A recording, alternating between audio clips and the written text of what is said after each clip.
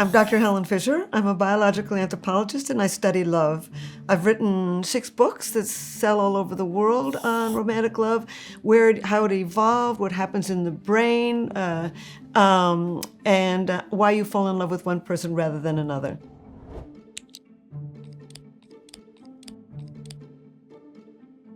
Chapter 1: A Life Shaped by Love and Curiosity. I really had a wonderful childhood. I grew up in a modern house, a glass house, right next to Philip Johnson's glass house in New Canaan, Connecticut. And it was thrilling. We had a lot of land. We had big floodlights. You could see the deer and the foxes and the woodchucks and the possums all around the house all the time. I have an identical twin sister, so I always had somebody to play with. And my father and mother really believed that sex was an important part of a partnership. As a matter of fact, when I was 18, my father gave me about 20 books on sex.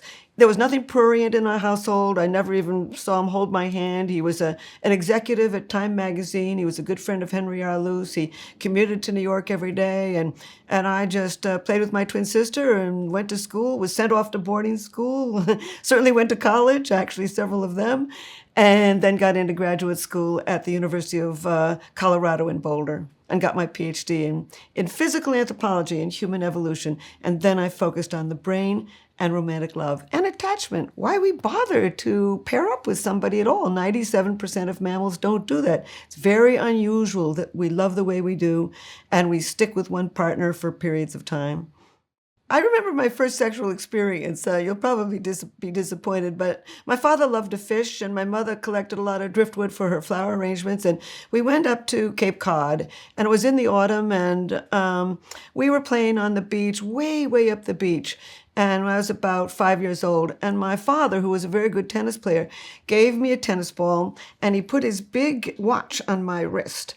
And he said, you girls go up around that huge sand escarpment and don't come back and don't look back until this hand is here and that hand is there. So off we shuffled up the beach. We followed the instructions and we came back when we were told to. And my mother was entirely different. She's generally a bit of a battle axe, and she was right next to my father. They were both sitting on this tiny little towel, and she was so charming. And I looked down to her and I said, something's going on here. I don't know what it is, but I know it's good for me. And that was the beginning.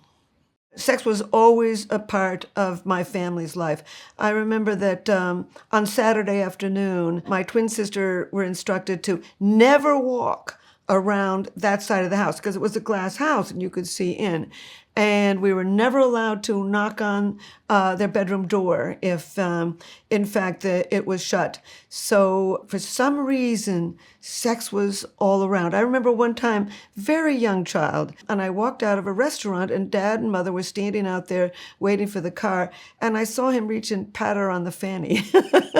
It was somehow always around. And I was also told that this was an important part of a partnership. I knew from a small child that when I grew up, there were certain things in a partnership that really should work properly. And one was you should find your partner sexually attractive. And so, I mean, a lot of people have thought, oh, this is disgusting. It was just the way I grew up. And I've always thought that sex was an important part of romance. It is. They're very closely connected now. I've shown that in the brain. I'm happy to tell you why sex is good for you if you want to hear about it. I am an identical twin. And I've always gotten along absolutely perfectly with my twin sister. Her name is Lorna. She lives in France. She's a very fine painter, and she shows in Paris and actually also in China and Japan. She's a fine painter. We've never had an argument. And one thing about being an identical twin is everybody asks you about yourself. Everybody does. Do you have the same cavities in your teeth? Do you like the same food? Do you have the same friends? Everybody does. And one time we were maybe around 8 or 9, and we were told to assemble in the foyer of our house when one of Mother's friends came over. And the mother's friend came over and she leaned down to me and she said, asked the standard questions, and then she said, do you think alike? And at the time I thought to myself as I looked up at her, well, how would I know how she thinks? I mean, that's ridiculous. But I came to realize that there are patterns to personality that are genetically related. And so when I got to graduate school in Boulder, it was a long time ago, and in those days they thought that the mind was an empty slate, a tabula rasa. Environment just filled up the brain with who you are. And as I stood there and listened to these various academics, I thought, that's not true. There's got to be some part of our mind that came out of our nature. I know that because I'm a twin, an identical twin. And so when it came to writing my PhD dissertation, I thought to myself, if there's any part of human behavior that has a biological origin, it must be our patterns of love and marriage. Because, as Darwin would have said, if you have 4 children and I have no children, you live on and I die out. The game of love matters. And so you would think there would have been selection for all kinds of behaviors that would enable you to fall in love with somebody, form a partnership, and raise your babies as a team. And so that's why I started to study love. And people will often think, well, she studied love because she had a bad relationship in high school. Well, nobody gets out of love alive. We all have problems with love, but that did not stimulate me to study romantic love. It was simply because I was an identical twin, and I was absolutely positive that if there was any part of human behavior that must have evolved, that must have a genetic and physiological component, it's who we love, who we choose, how we partner, and how we raise our babies as a team. I was a very curious child. I remember we lived in a small town in Connecticut, but my family comes from New York City, and I remember taking the train home at night and just glued out the window into everybody's home, looking for anything about them. And because we grew up in a glass house, and because there were 3 other glass houses on this lane, we were at the top of the lane, I used to, as a small child, sneak into the woods and sit on an old stone wall and just watch my neighbors eat dinner. And then when I got to graduate school, I remember being invited to a party, and they had a telescope. And they had the telescope focused on somebody in another apartment building. It happened to be a man watching television and smoking a pipe. And while everybody was carousing, I just sat there and I watched for, 45 minutes. I just watched this man smoke his pipe. Just the way the face moved, the way his expressions were, what he was wearing. I've always been interested in human beings, and particularly in human nature. When I first began to study romantic love, I wrote my very first academic paper.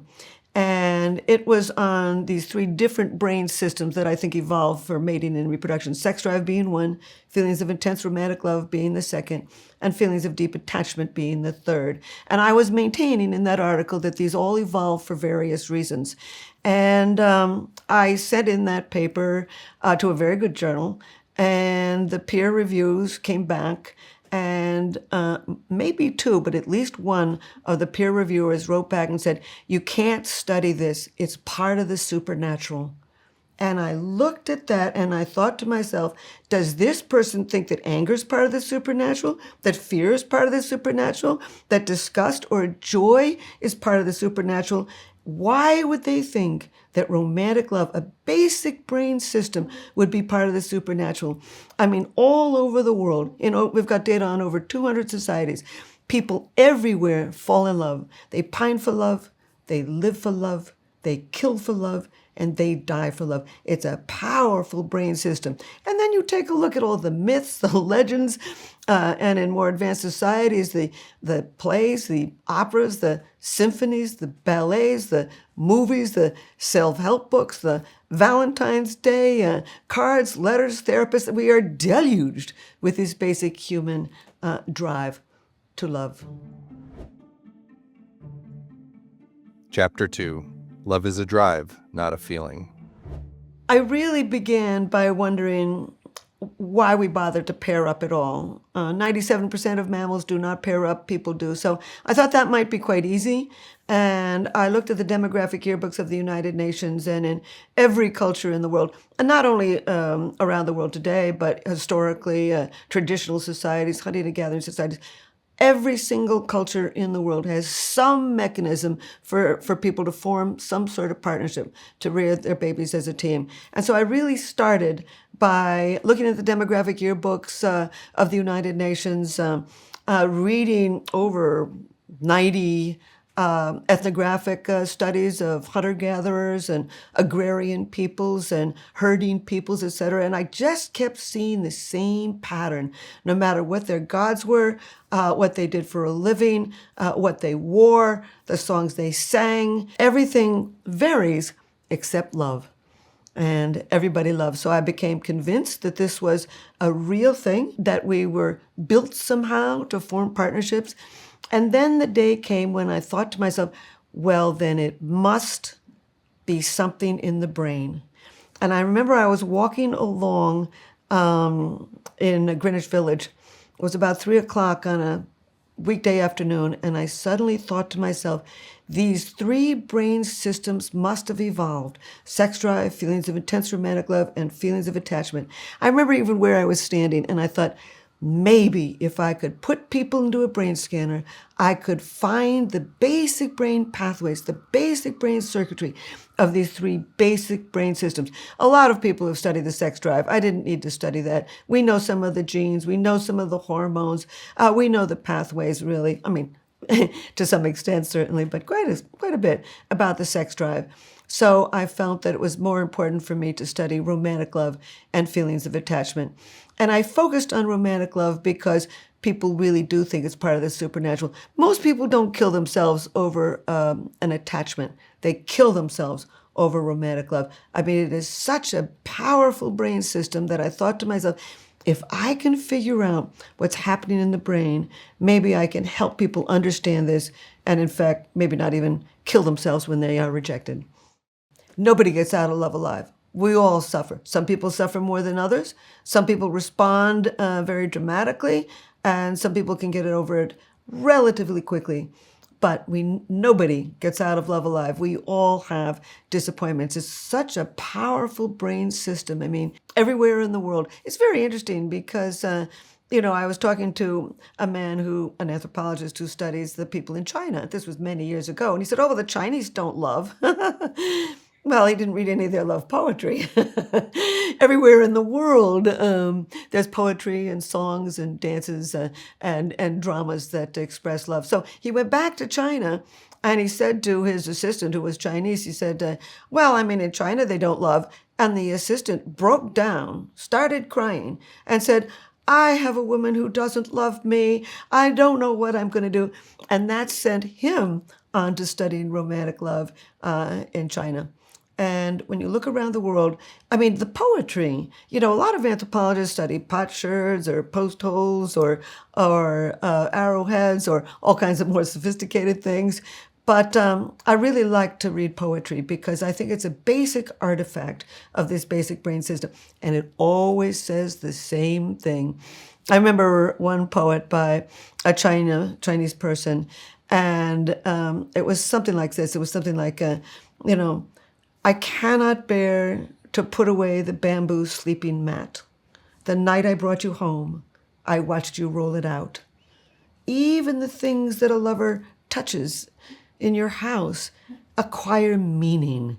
The brain acquires meaning to anything that has to do with romance and attachment. It's so profoundly basic to who we are, because if you don't love and you don't attach, you don't have babies, and you don't send your DNA into tomorrow, and from a Darwinian perspective, you lose. It's very interesting. People don't think that other animals love. I've really looked at a lot of other animals, and they do love. They do form romantic. I call it animal magnetism or animal romance. And you can see a rat suddenly feel a very intense interest in another rat. It only lasts for about 30 seconds. In elephants, it lasts for about 5 days. In foxes, it can last a long time. But most other animals don't form a partnership. They feel that intense attraction, animal magnetism. And we now know that that attraction is basically the same brain system as our brain system of feelings of romantic love. So other animals love. Darwin said that other animals love. He even thought that butterflies felt that attraction, and that this was sort of a primordial beginning of this attraction system that became incredibly elaborate in the human animal. But why is it that we bother to pair up? All kinds of other animals feel romance, but it doesn't last very long. In humans, it can last months or years, actually. We've been able to prove that romantic love can last many years. I think that the brain circuitry for human romantic love and feelings of deep attachment evolved probably 4.4 million years ago. Our ancestors were being forced out of the trees. They were going to have to come down onto the ground because the trees were disappearing and move through very dangerous open grasslands to another group of trees and collect what they could on the ground before they went to eat in a place unmolested by predators. And with the beginning of carrying sticks and stones to protect themselves and food to eat, they began to have to walk on 2 legs instead of 4. Chimpanzees walk on 4 legs and they've got their baby on their back. We began to have to walk up on 2 legs instead of 4, which meant that females began to have to carry their babies in their arms instead of on their backs. Now, how is a 4-million-year-old female going to have to carry the equivalent of a 20-pound bowling ball in one arm and sticks and stones in the other and protect and feed herself? She began to need a partner to help protect her while she moved along. And how could a male 4 million years ago protect a whole group of females? He could protect one. And so we went over what I called the monogamy threshold,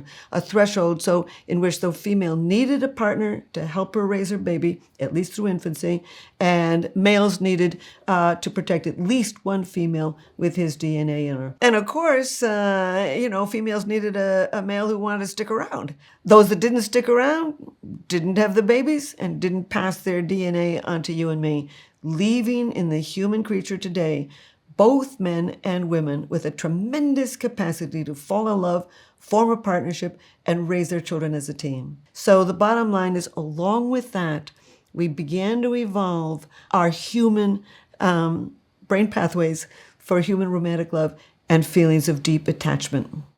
So I began to believe that if I looked into the brain, I could find the brain circuitry of romantic love. So I assembled a team and began to put people in the scanner. And the issue was how to scan the brain. And what I ended up with is the following protocol or research design. They would look at a picture of their sweetheart that called forth the wonderful feelings of romantic love. And they would also look at a photograph of somebody who called forth no emotions, no positive or negative emotions. The problem with that is when you're madly in love with somebody, your emotions are going to bleed from one picture to the other. So I had to relax the brain between looking at the neutral, the positive, and the neutral. So I used a very standard psychological distraction task. I would cast on the screen a large number like 4,821, and I would ask them for 30 seconds to look at that photograph, that picture, and that number, and count backwards in increments of 7. Now, even mathematicians take some time to count backwards in increments of 7. It takes all the blood away from brain regions linked with romantic love to brain regions linked with just simply counting backwards. So this way, they would bring a photograph of their sweetheart into the lab. They would bring a neutral photograph, somebody from the office who they barely knew, somebody from the dry cleaners, some past friend of somebody who called forth no positive or negative feelings. So they would look at those 2 photographs. They would look at their sweetheart. Then they would count backwards. Then they would look at the neutral. Then they would count backwards. So it was positive, count back, neutral, count back. A cycle of 6 times, 12 times looking at these photographs. That way, we were able to capture through the fMRI machine how you felt when you experienced that intense feeling of romantic love, what you were doing in the brain when you were counting backwards, and how you felt when you were simply looking at the neutral photograph. And when you put the neutral and the romantic love on top of each other and cancel out what they have in common, you're left what's going on in the brain when you're madly in love. I'll never forget the first moment that I looked at our data. I felt as if I was looking back to over 4 million years ago when this brain system evolved. And what we saw was activity in a tiny little factory near the base of the brain called the ventral tegmental area. It's a brain region that actually makes dopamine a natural stimulant and gives you that focus, that motivation, the craving, the elation of intense romantic love. And in fact, I was really surprised. I had thought we would find all kinds of data, linked with the emotions and linked with cognitive thinking process. We did find data linked with thinking processes and the emotions, but no two people were alike, which is obvious. They'd be thinking about somebody else. But they all showed activity in this little factory near the base of the brain.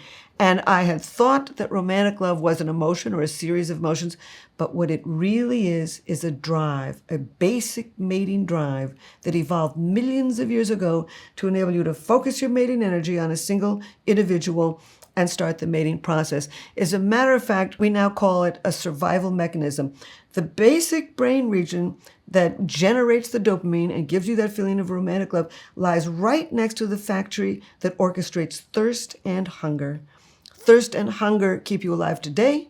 Romantic love enables you to focus your mating energy and drive your DNA into tomorrow. So it's a basic survival mechanism that evolved millions of years ago, came out of nature, came out of other animals that feel it, but nowhere near to that degree. As a matter of fact, I think all three of these brain systems evolved in tandem. The sex drive evolved to get you out there looking for a whole range of partners. I mean, you can have sex with somebody when you're not in love with them. Romantic love evolved to enable you to focus your mating energy on just one at a time. And attachment, that third brain system, evolved to enable you to stick with this person at least long enough to raise a single child through infancy. I was absolutely positive it was not a supernatural event. And so, no, I did not think about that person at that moment. But I have been determined to show the world that this is real. So many people suffer from it. And as a matter of fact, a lot of people came and wanted to talk to me, a lot of journalists, etc., after we discovered this data. And I thought to myself at the time, Helen, this really isn't very important. When you're madly in love with the right person, there's no problem. The real problem is when you've been rejected in love. That's when you turn into a pest, not only for all your friends and family, but it's a dangerous situation. So I thought to myself, now what I've got to do is put people into the machine who've been rejected in love. That's where I can make a contribution to humanity. Well, then my next study was putting people into the brain scanner who had just been rejected in love. That was a lot harder because, before I put people in this brain scanner, you really talk to them for a long time. You've got to make sure that they are madly in love or that they are rejected in love, because these machines are expensive and it's extremely time consuming. So, and I also have to tell them what's going to go on in the machine. I've got to get them to bring me the correct pictures so it triggers the right response in the brain. So I have long discussions with all of our subjects, our participants, before I put them in the machine.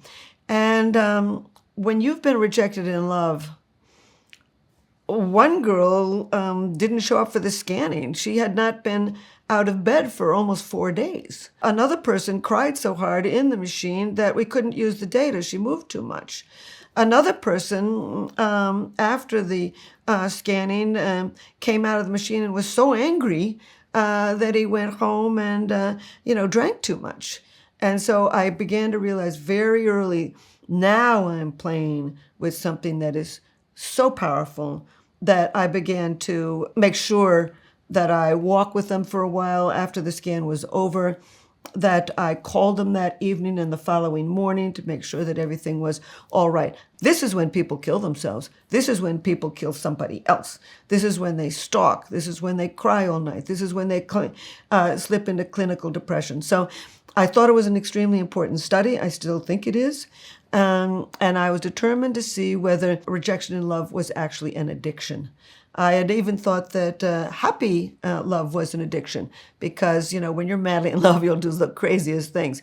And sure enough, I was able to put 15 men and women into the scanner who had just been dumped. I was able to find activity in a lot of brain regions. One brain region is that same basic ventral tegmental area, the VTA, that pumps out the dopamine, that gives them the feeling of intense romantic love. Also found activity in a brain region linked with deep feelings of attachment. You don't stop loving somebody when they've dumped you. I found activity in a brain region linked with pain, with physical pain. This is a brain region that also becomes active when you have a toothache. The difference between a toothache and intense rejection is the toothache goes away after you get to the dentist. And with rejection and love, you can feel that pain for months, maybe sometimes years. But most important, I found activity in 3 brain regions linked with craving and addiction. Specifically, and what I was looking for is activity in a brain region called the nucleus accumbens. It's the basic brain region that becomes active when you are addicted to cocaine, heroin, booze, alcohol, cigarettes, gambling, all of the addictions. And so I was able to prove that romantic love, when you are rejected, is an addiction. It is a love addiction. Then we went back and we were able to find that people who were madly and happily in love were also addicted. We also found activity in this basic brain region, the nucleus accumbens. So I'm trying to get the world to understand how important this brain system is. You know, it's so interesting. Some psychologists, you know, you'll go in and they'll say, well, just get rid of him. You know, he beats you up, just get rid of him. And they don't really realize that this person might not be able to get rid of them. As a matter of fact, I really believe in many of the principles of AA, Alcoholics Anonymous. And I do think that we need to treat this particular addiction as a very special addiction with very special therapies. Chapter 3. How to Make Love Last. I hope the world understands that this intense feeling of romantic love came out of nature.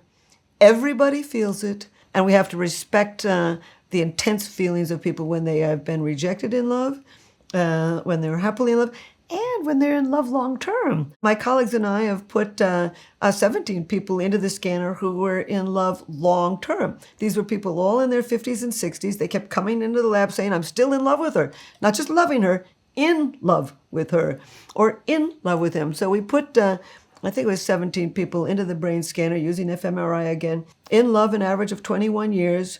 Americans don't believe that you can remain in love long term. And sure enough, we found activity in these same brain regions. The ventral tegmental area pumps out the dopamine, gives you feelings of intense romantic love. A brain region in the ventral pallidum linked with attachment. A brain region in the hypothalamus linked with the sex drive. And brain regions linked with calm and security. So in long-term love, you can remain in love long-term, but you got to pick the right person. And that's what sent me into wondering, why him? Why her? Why are we so naturally drawn to one person rather than another? I don't think it's just culture. I think there's biology involved.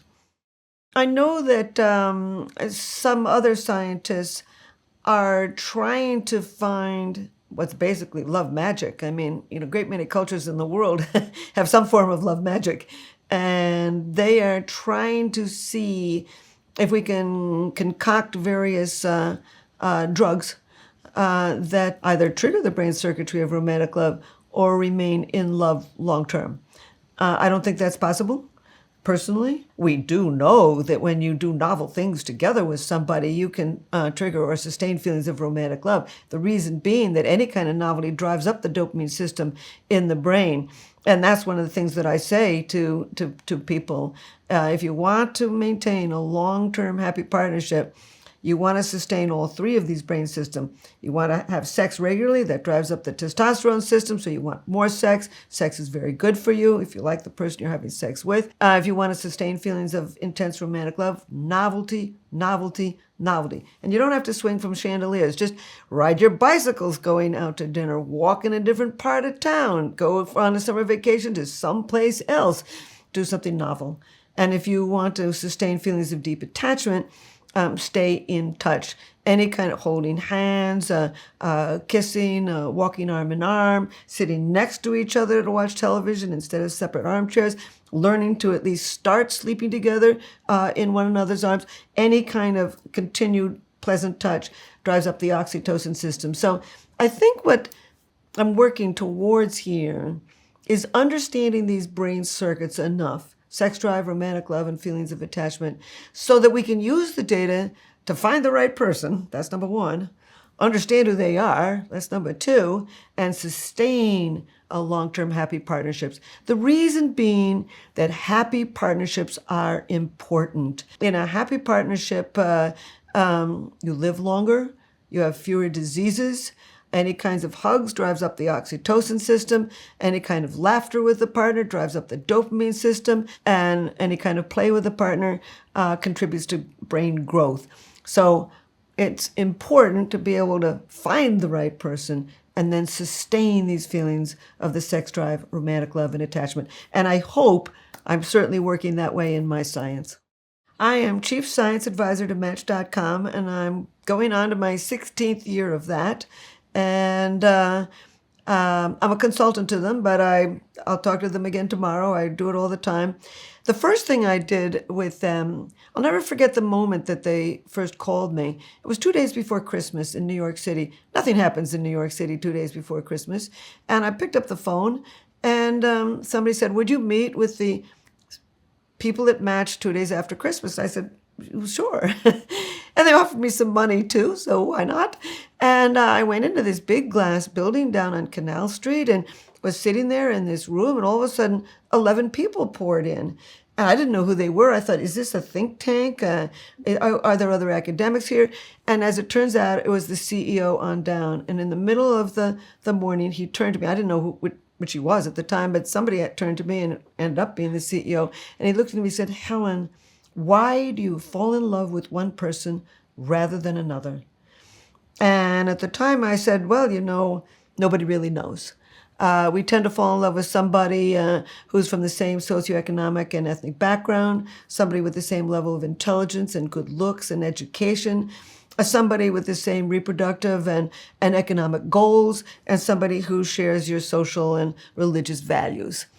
But you can walk into a room and everybody is from your background and level of education and good looks and ethnic background, and you don't fall in love with all of them. And it was at that moment that I thought to myself, there must be some biology to it. There must be something that we've evolved to draw us naturally to some people rather than others. So that was the beginning of looking into the biology of why him, why her, why you fall in love with one person rather than another. I accomplished that within, 5-10 years of working with them. And more recently, for the last 10 years, what I do is something else. I work with annually doing a study called Singles in America. And annually with Match, we construct about 200 questions that we want to know about. And then we do a national study. We do not poll the Match members. This is not a study of Match members.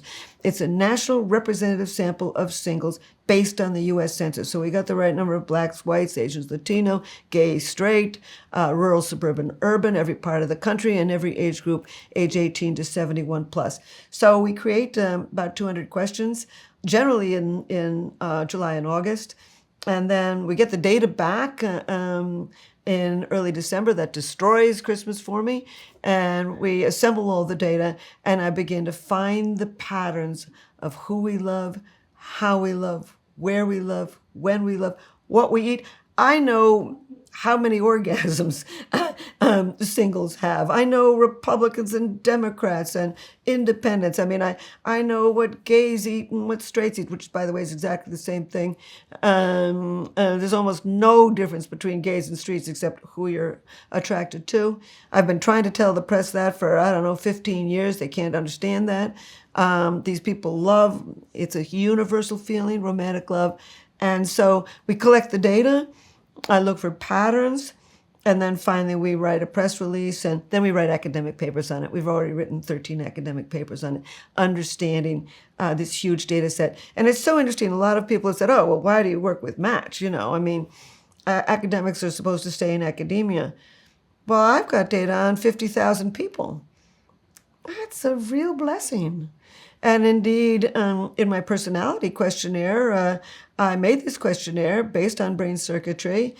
I validated with brain scanning, and it's now been taken by over 15 million people in 40 countries. And this is where business and academia can really work together. Chapter 4. Love in the Modern Age. It's very interesting how online dating is affecting love, particularly recently. I've done this study for 10 years now. And as it turns out, more people met their last first date on the internet than off of the internet. So it varies year by year, but let's say 2017. 40% of singles met their last first date on the internet, not just Match, but somewhere on the internet, on a dating site or a dating app, and only 25% met through a friend, and less than 10% met at work, at school, at church, in some sort of social setting. So the bottom line is more people meet today on the internet than off the internet. And a very recent article came out of the University of Chicago showing that if you met somebody on the internet rather than off the internet, you were less likely to divorce. And I thought to myself, well, why would that be? I mean, what difference do you meet him in a bar? You meet him in a restaurant? You meet him in a museum? You meet him at work or school? Why would where you meet somebody make a difference in the stability of a partnership? So I did a study with Match, not of Match members, and I looked at people who met somebody on the internet as opposed to off of the internet. And as it turns out, people who met on the internet are more likely to have full-time employment, more likely to have higher education, and more likely to be looking for a long-term commitment. And so we're seeing the rise of internet dating. And along with that, there's every reason to think we're going to see more stability in partnerships.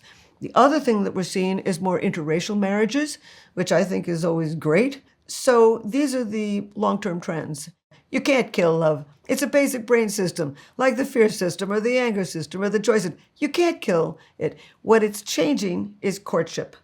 In my day, which was a long time ago, somebody picked you up and you went parking.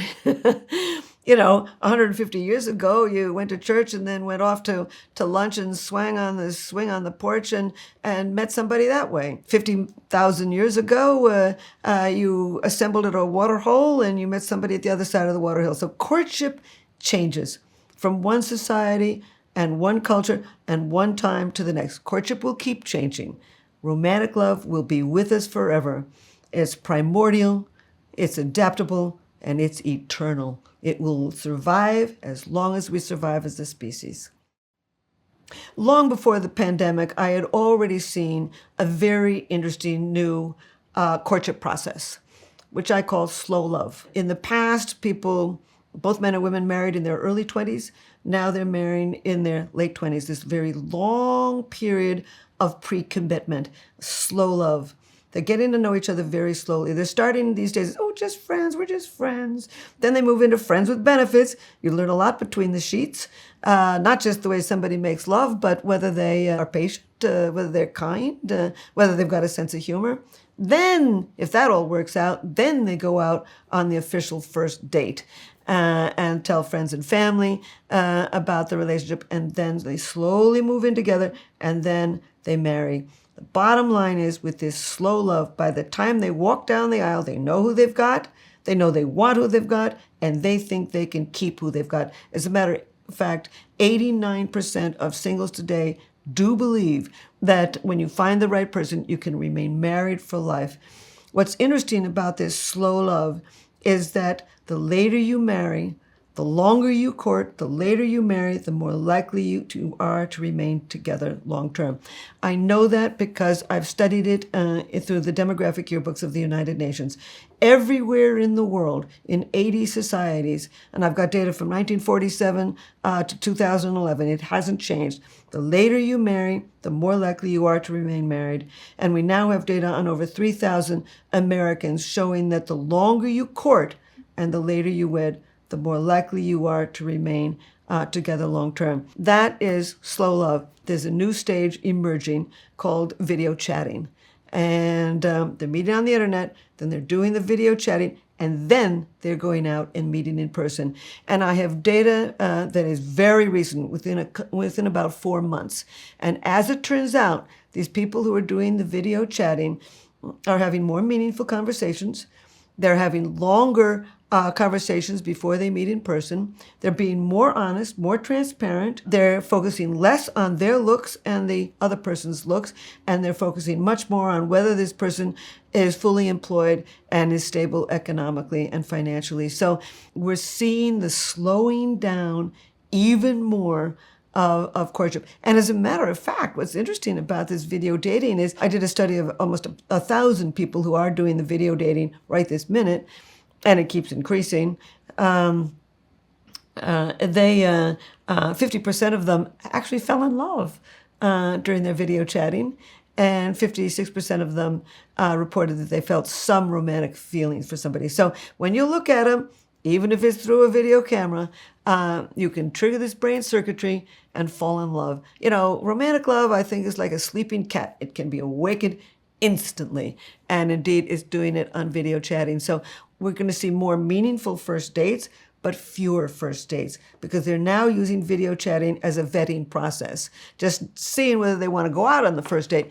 And that's great, because on the first date, they now know they do want to kiss and hug. They've already begun to like the person. They know they want to spend some money on the date. The first dates are going to be more and more meaningful because they've gotten rid of the frogs. We're going to be kissing fewer frogs, and that's going to lead to longer courtship, later marriage, and more stability in partnerships, I think, for maybe decades to come. Actually, they are now calling the young, I love millennials. They are leading this whole process. Millennials are careful. Everybody thinks that they're reckless. I think they are a very cautious group.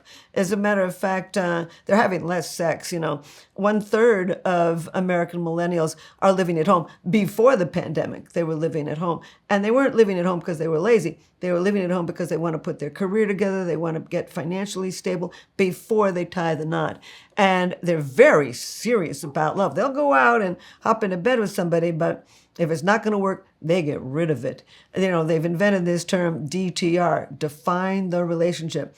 And I asked 5,000 singles, including an awful lot of millennials, when do you have this conversation, DTR, define the relationship? And they said within 4 months. That was the average, 4 months. After 4 months of going out with somebody, you ask, where are we headed? In my day, you'd wait years. You would wait years. These people are dedicated to knowing what's going on. They want transparency. They want honesty. They want meaningful conversations.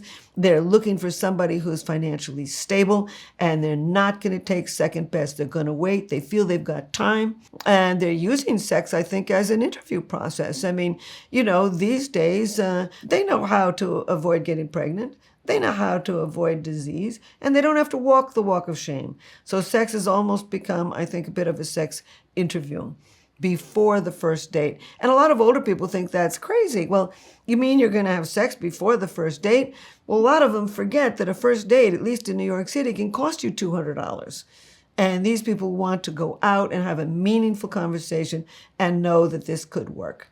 I asked the young in this Singles in America study, what's keeping you from getting serious about anybody?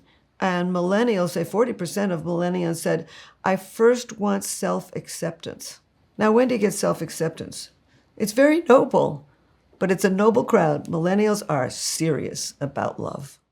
There are still an awful lot of academics that hold out that there are no differences between men and women. They are fighting the last war. That war should be so over. The bottom line is that there are some real gender differences in the brain.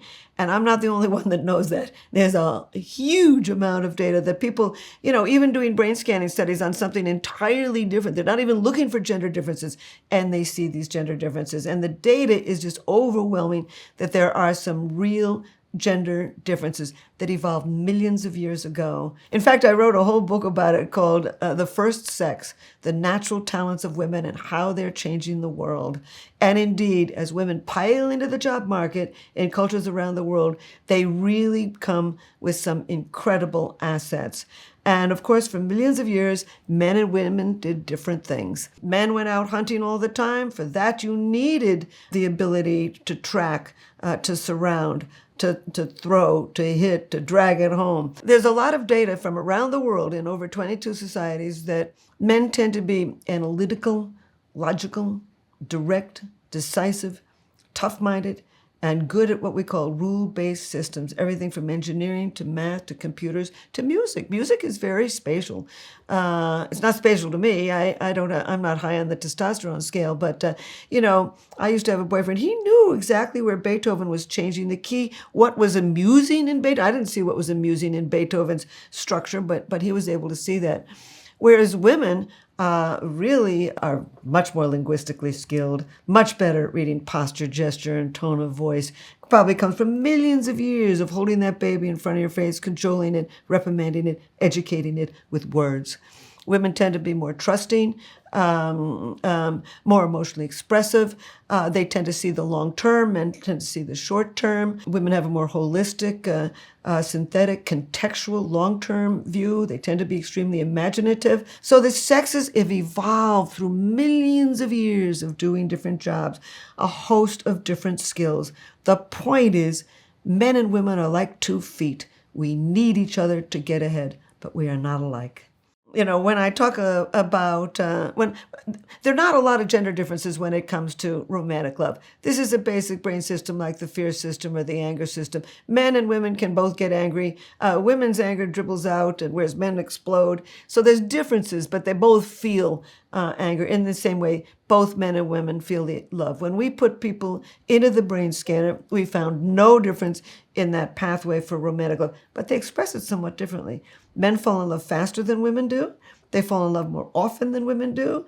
When a man meets a woman who he falls in love with, he wants to introduce her to friends and family sooner. He wants to move in sooner. We call it mate guarding.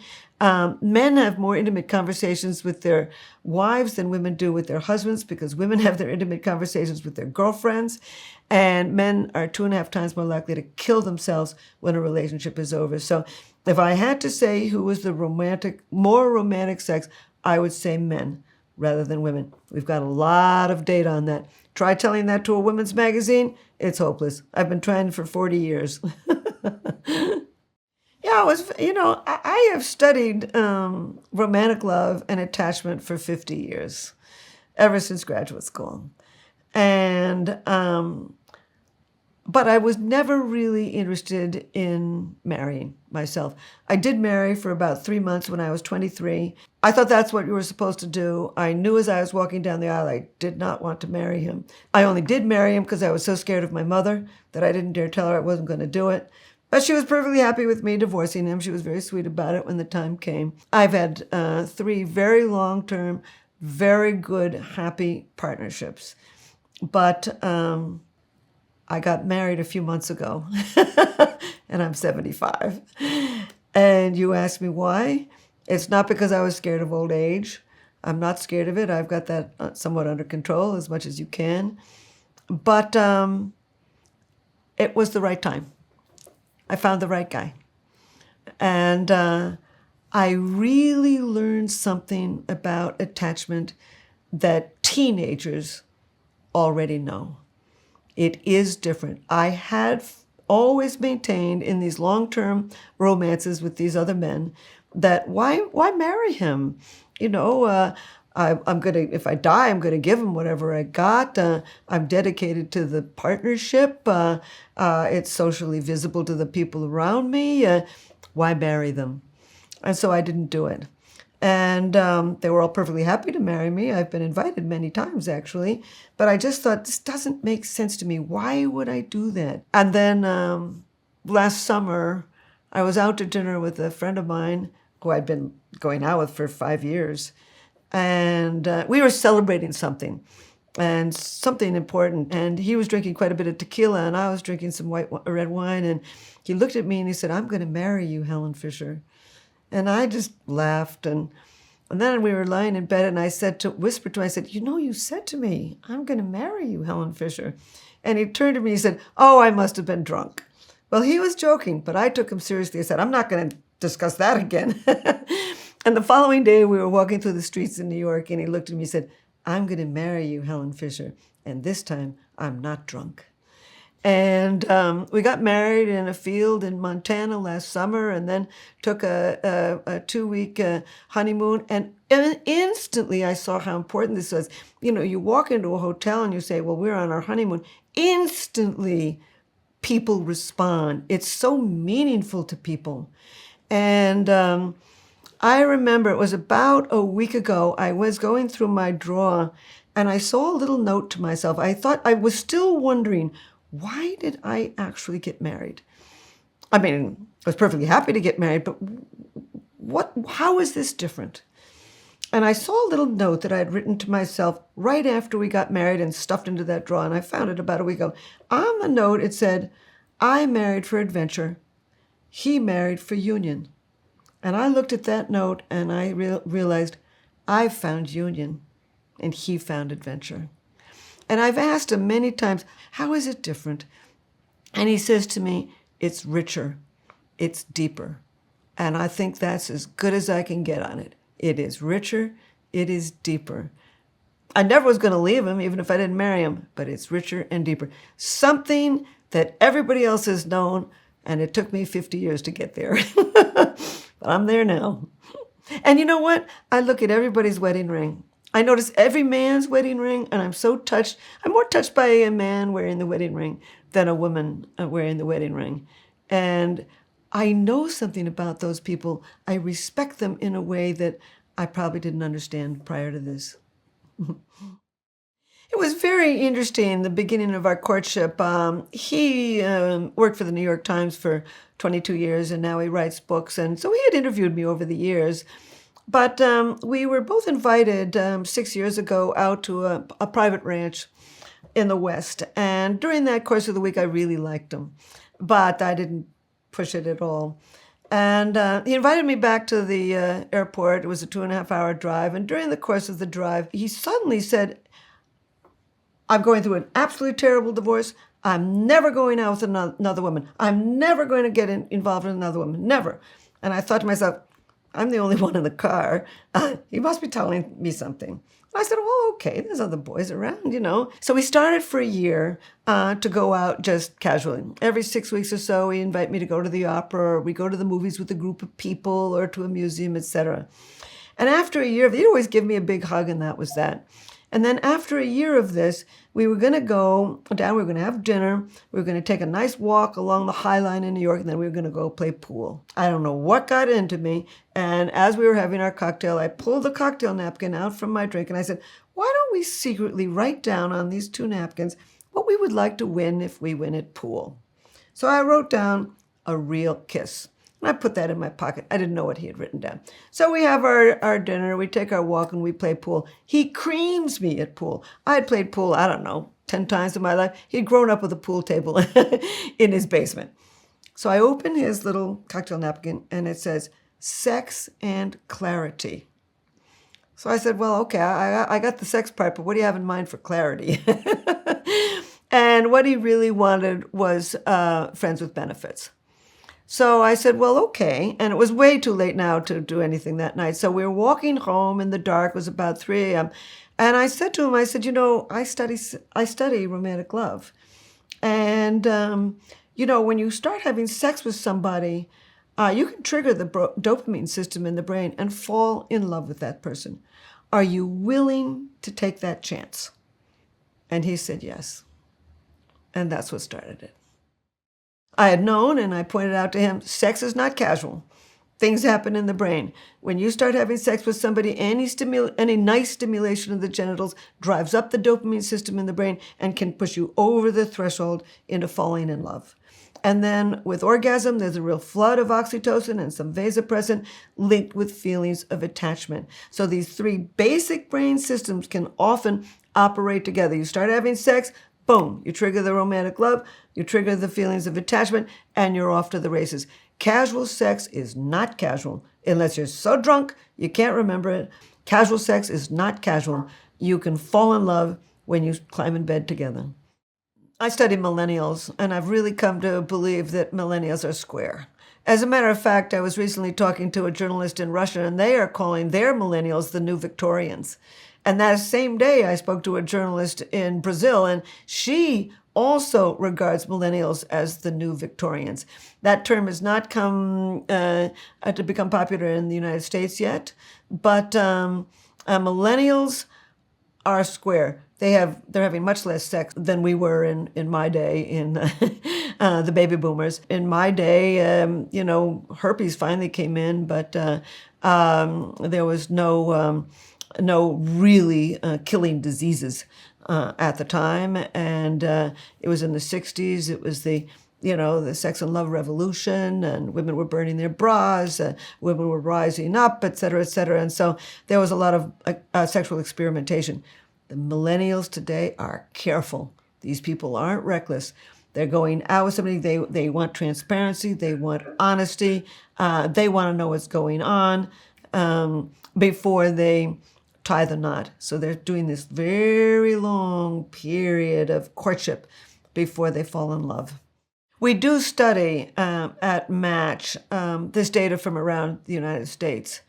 And I have a lot of data on that. I can really only talk about New York City. I study personality. And the people that gravitate to New York City express a lot of traits of the dopamine system in the brain. I call them explorers. They tend to be risk-taking, novelty-seeking, curious, creative, spontaneous, energetic, and mentally flexible. And they come to the big cities, whereas people in the suburbs tend to be more expressive of the traits in the serotonin system. I call these people builders. They tend to be conventional, traditional, cautious. They like rules and schedules and plans. They respect authority. They're more concrete and literal thinkers.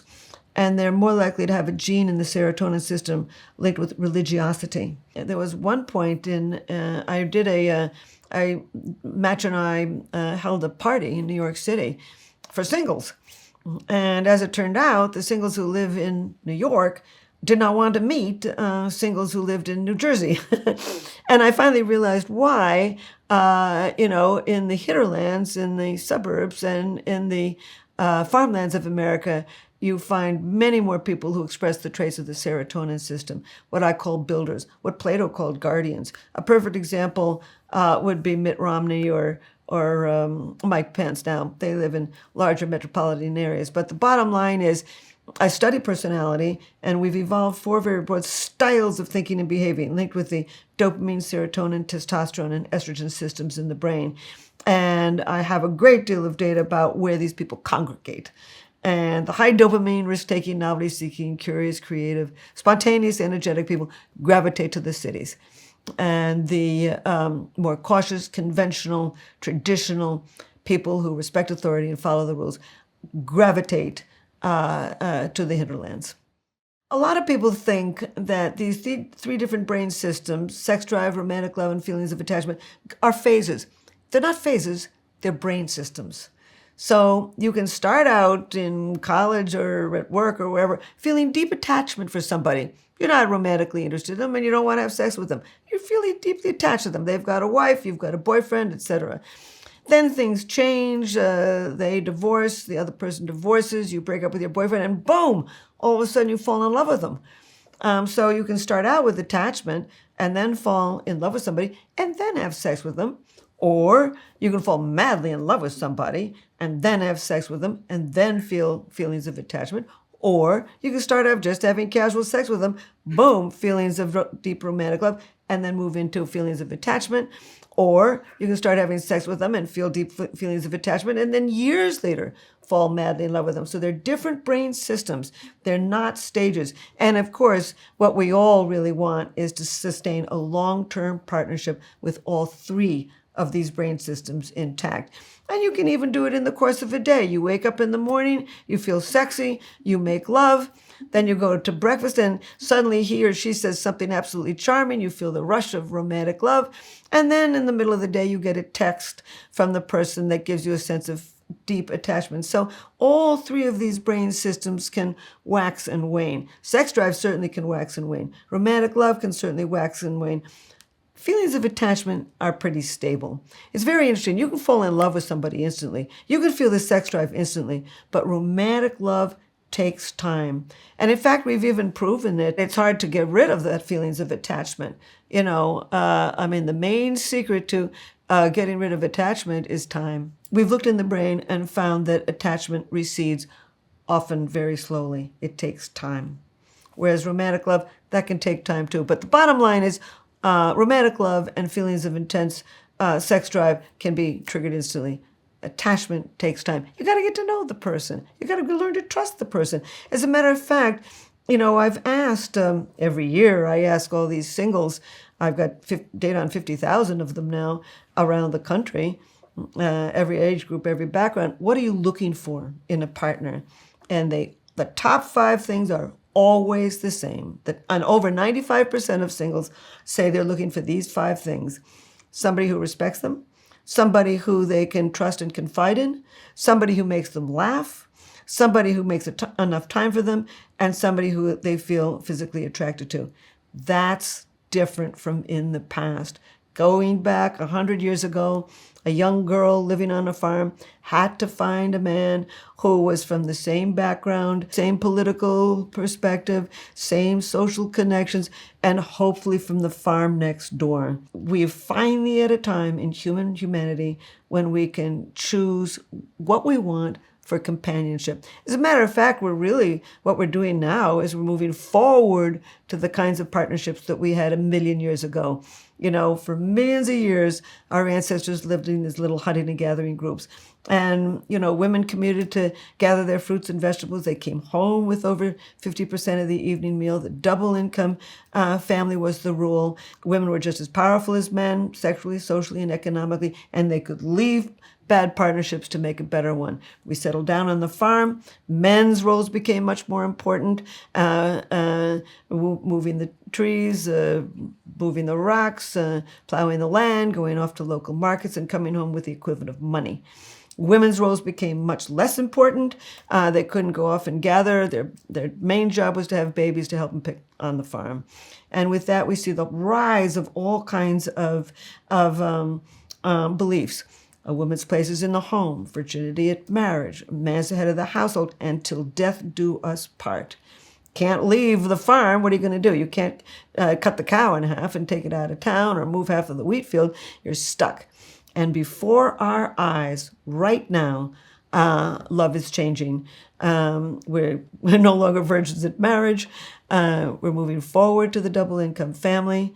Man is no longer the head of the household. It's both the man and the woman. We are shedding the last 10,000 years of our agrarian tradition and moving forward to the kinds of partnerships that we had for millions of years, partnerships that are actually highly compatible with our ancient human spirit.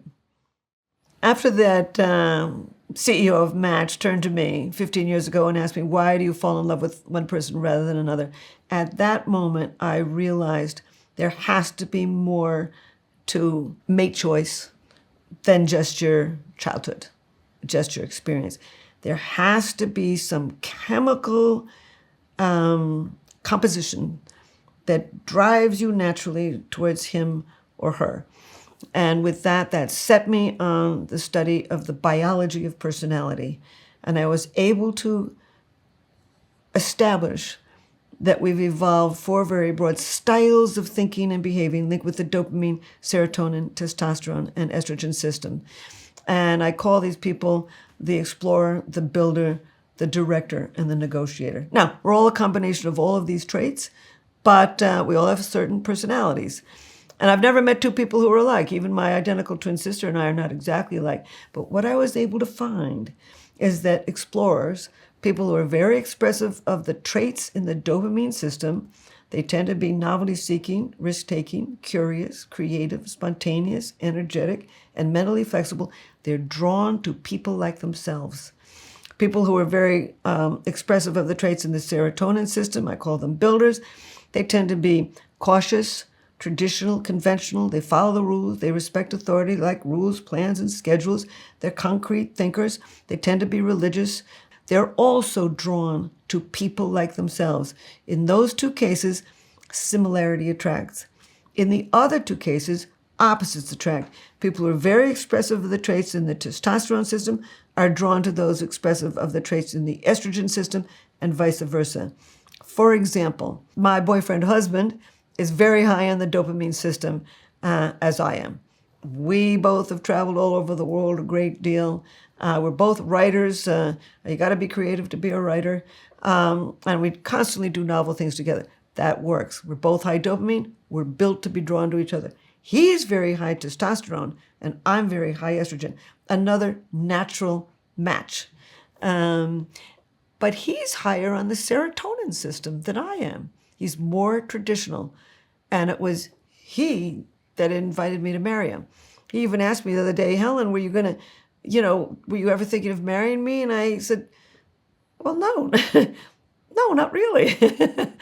But he's more traditional than I am, and here I am happily married. So bottom line is, no two people are alike. I created a questionnaire. It's now been taken by 15 million people in 40 countries. It shows where you are on all four of these scales. I then created a new business called Neurocolor, and we go into the business so that we can understand people in business as well as in love. And so, yes, when that CEO asked me, why do you fall in love with one person rather than another? It launched me on a profoundly new understanding of personality and why you fall in love with one person rather than another. And the reason that this is important is because modern psychology is, we're saturated in modern psychology. Every one of your problems is your mother's fault or your father's fault or some issue in your childhood. It's all your childhood. It's not all your childhood. Some people are naturally stubborn. Some people are naturally risk-taking. Some people are naturally spendthrifts. Some people are naturally dedicated to details. Some people are naturally cautious. And when you understand who your partner is in business and colleagues, clients, friends, relatives, and lovers, you can do workarounds. You don't have to spend 20 years on a couch understanding why you're a cautious person. It's who you are. And once you understand that about somebody, you can do workarounds to make a happy partnership. Want to support the channel? Join the Big Think members community where you get access to videos early, ad-free.